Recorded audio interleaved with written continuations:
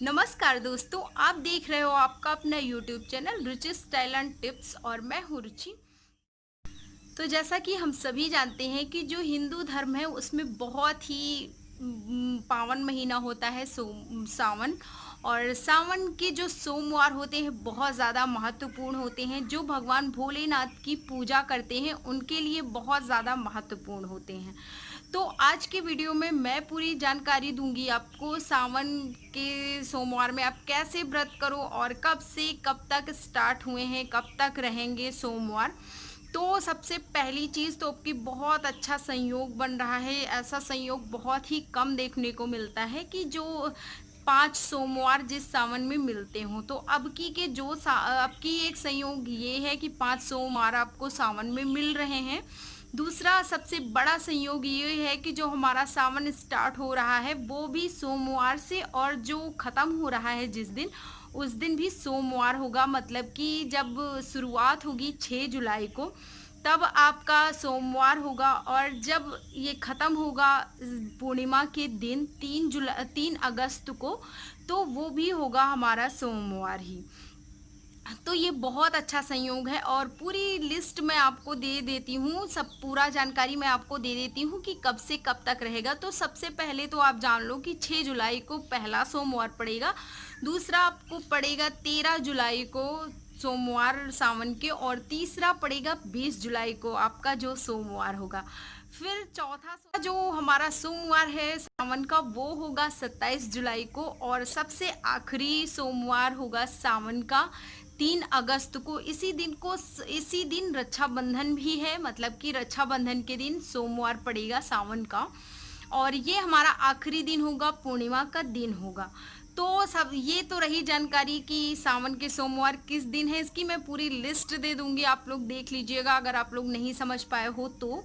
और फिर उसके बाद सबसे ज़रूरी होता है इसकी पूजा कैसे करना, शंकर जी की हम लोग पूजा कैसे करें सोमवार में जिससे कि प्रसन्न हो जाए। तो सबसे पहले हम जान लेते हैं कि सावन का सोमवार क्यों मनाया जाता है, सावन क्यों इतना ज़्यादा महत्वपूर्ण है।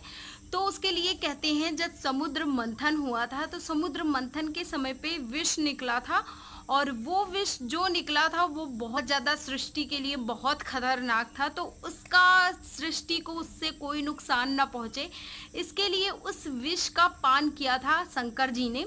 तो शंकर जी को बहुत ज़्यादा गर्मी हो गई थी, उस विष की वजह से बहुत उनको दिक्कत होने लगी थी। तो उसके लिए इंद्र देवता ने पूरे महीने बारिश करवाया था जिससे कि उनकी वो गर्मी शांत हो गई। और ये घटनाक्रम जो बारिश वाला हुआ, जो इनकी गर्मी शांत हुई, वो घटनाक्रम पूरा सावन के महीने में हुआ था। इसलिए सावन का महीना बहुत ज़्यादा महत्वपूर्ण हो गया हिंदुओं के लिए, क्योंकि हिंदुओं के बहुत ज़्यादा माने जाने वाले भगवान में से एक हैं हमारे भोलेनाथ जी। जान लेते हैं कि शंकर जी को प्रसन्न करने के लिए कितने तरह के व्रत होते हैं जो कि शंकर जी के लिए रखने होते हैं सोमवार के व्रत। तो सबसे पहला होता है नॉर्मली जो आप सोमवार रखते हो, दूसरा होता है सावन के सोमवार, तीसरा फिर आपका होता है जो प्रदोष व्रत, आप लोगों ने सुना होगा बहुत से लोग रखते हैं, तो ये इसका एक खास महत्व होता है। और बस 3 ही प्रकार के होते हैं सोमवार। तो अगर सबसे पहली चीज़ आप अगर कोई भी शंकर जी का व्रत शुरू करना चाहते हो तो उसके लिए बेस्ट टाइम होता है सावन के सोमवार। फिर चाहे वो प्रदोष का हो, या फिर आप 16 सोमवार रखना चाहते हो, या फिर आप जो नॉर्मली सोमवार रखना चाहते हो उनको भी आप सावन के सोमवार से स्टार्ट कर दीजिए, फिर आप हमेशा रखते जाइए।